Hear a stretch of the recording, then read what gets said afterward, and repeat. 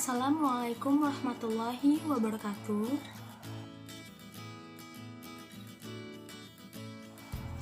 Baik, dalam video ini saya akan menjelaskan mengenai perkembangan fisik motorik. Yang pertama, saya akan menjelaskan dasar-dasarnya secara singkat, yaitu ada 3 tahapan dalam mempelajari perkembangan fisik motorik, yaitu ada kognitif, asosiatif, dan autonomus. Terdapat beberapa prinsip dalam mempelajari perkembangan fisik motorik. Yang pertama, perkembangan motorik tergantung pada kematangan otot dan syaraf. Yang kedua, belajar keterampilan fisik motorik tidak terjadi sebelum anak matang karena itu akan menjadi hal yang sia-sia. Yang ketiga, perkembangan motorik mengikuti pola yang diramalkan. Maksudnya, selalu mengalami peningkatan setiap pembelajaran. Ada beberapa hal penting dalam mempelajari keterampilan motorik, yaitu yang pertama, ada kesiapan belajar, yang kedua, kesempatan belajar, yang ketiga, kesempatan berpraktik, yang keempat, model yang baik, yang kelima, bimbingan, yang keenam, motivasi, yang ketujuh, dipelajari setiap individu, dan yang terakhir, dipelajari satu persatu. Lalu selanjutnya, metode perkembangan fisik motorik. Metode merupakan cara yang dipakai untuk mencapai tujuan, maka dari itu pilihlah metode yang sesuai dengan karakteristik anak. Pilihlah kegiatan yang tidak berbahaya pada anak, tidak menimbulkan cedera atau rasa cemas dan takut pada anak. Pilihlah tempat dan alat yang benar-benar aman dan dapat memicu perkembangan anak. Urutkan kegiatan yang dimana ada pembukaan, ada kegiatan inti, penutup, lalu evaluasi.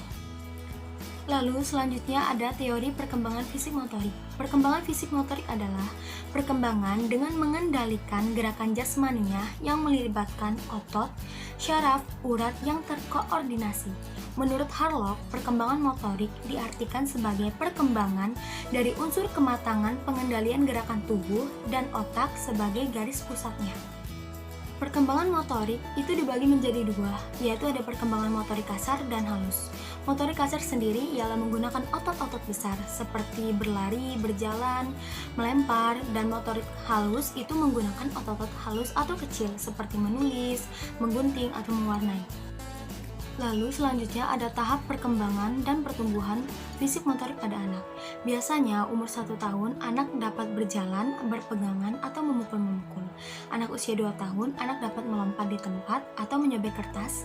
Lalu usia 3 tahun anak dapat berjalan sambil berjinjit atau melipat kertas. Usia 4 tahun anak dapat menuruni tangga atau menuangi air atau pasir. Yang usia 5 tahun anak dapat meniru suara binatang atau menjiplak bentuk.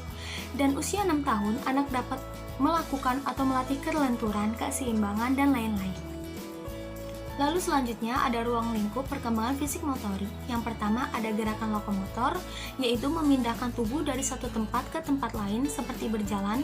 Yang kedua yaitu non-lokomotor, yang dimana tidak memindahkan tubuh dari satu tempat ke tempat lain, contohnya seperti memutar bagian tubuh. Yang ketiga yaitu ada gerak manipulatif, yang dimana gerakannya dibantu oleh alat, seperti melempar bola. Lalu selanjutnya ada bentuk dan jenis permainan. Di sini saya membuat permainan yaitu boneka jari, yang dimana alat dan bahannya ada kertas, ada pensil, ada krayon, ada lem, dan juga gunting.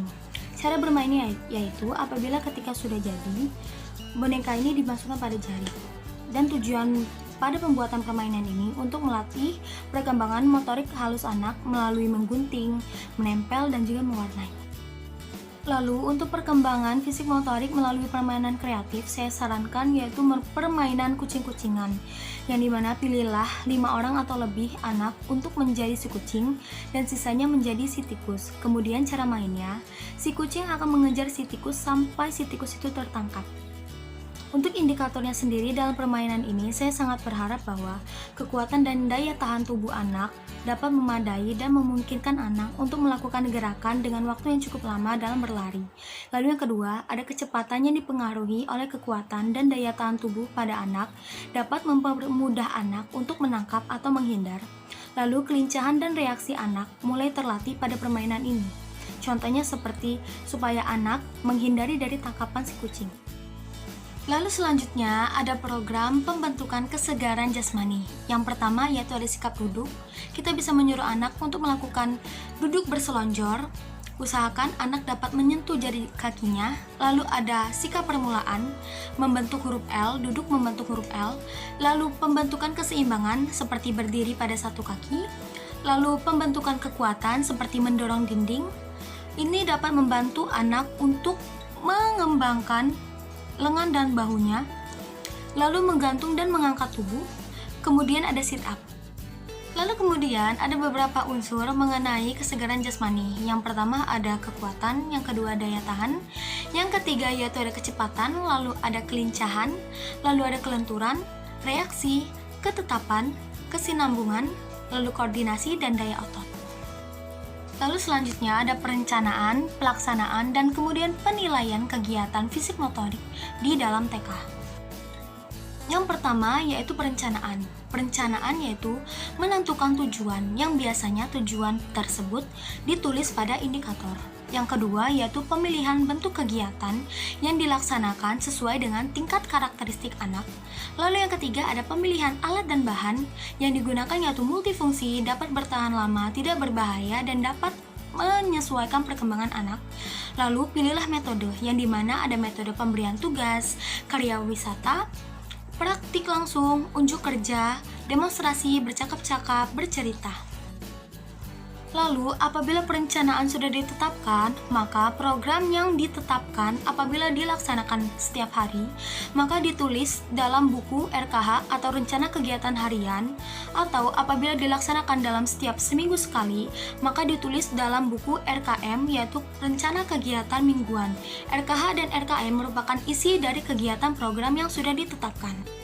Dan untuk penilaian merupakan evaluasi dari hasil kegiatan yang dimana apabila terjadi sesuatu kesalahan yang tidak diinginkan, itu dapat diperbaiki untuk program selanjutnya supaya tidak terulang lagi.